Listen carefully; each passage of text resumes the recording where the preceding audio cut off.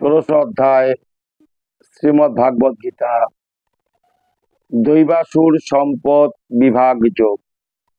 শ্রী ভগবানুবাচ। শ্লোক 24।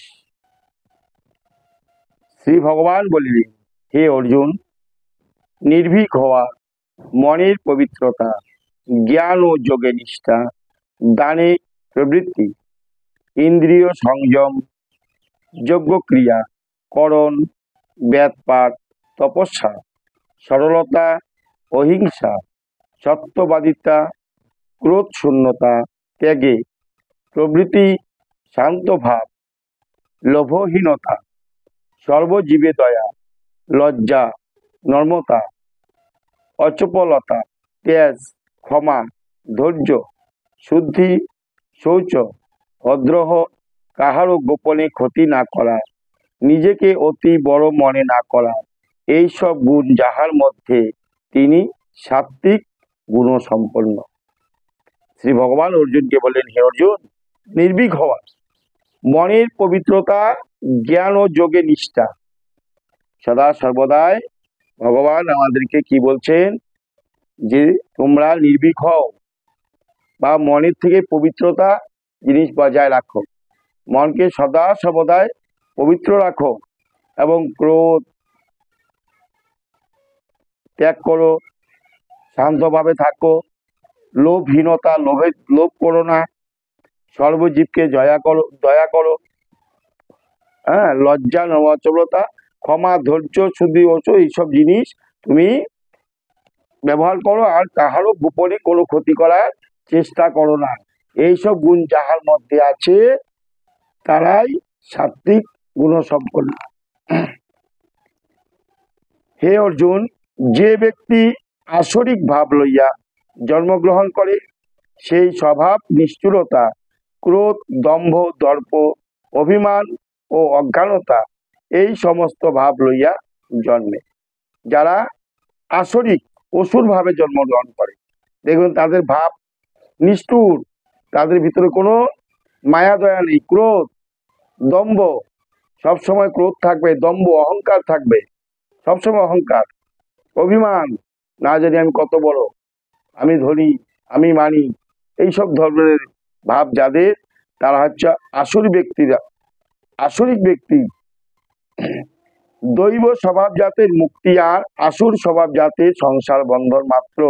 হে অর্জুন, তুমি দুঃখ করিও না, তুমি দৈব সম্পদ লইয়াই জন্মগ্রহণ করিয়াছ।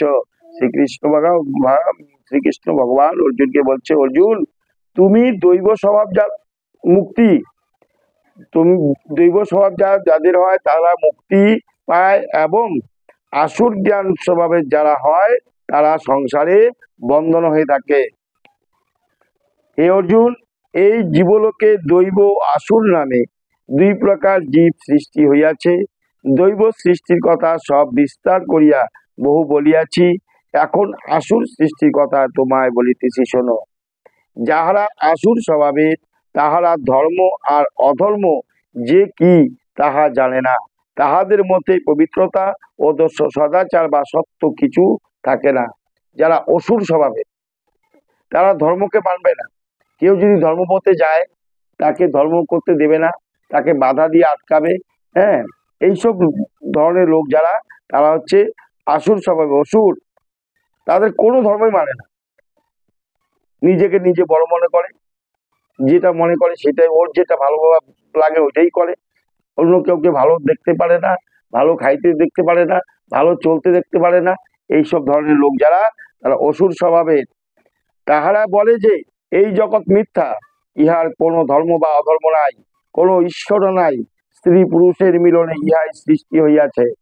তারা বলেছে না, কোনো ধর্ম নাই, ভগবান কে, ভগবান নাই, এই জগৎ মিথ্যা, স্বামী স্ত্রী যাহা মিলনে যে সন্তান জন্ম হয় এটাই ঠিক, কিন্তু স্বামী স্ত্রী মিলনে যে জন্ম হয় এটা ভুল।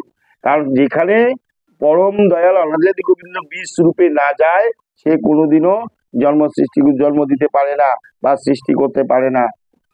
এই প্রকার দৃষ্টিভঙ্গিকে আশ্রয় করিয়া ইহারা জন্মে, ইহারা নিজমনা, অল্প বুদ্ধি সম্পন্ন, কর্ম অতি উগ্র, উহারা জগতের অহিতকারী, ওরা জগৎকে হিততে নিবে না।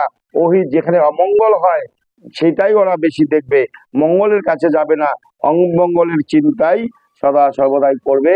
এটাই হচ্ছে ওদের স্বভাব।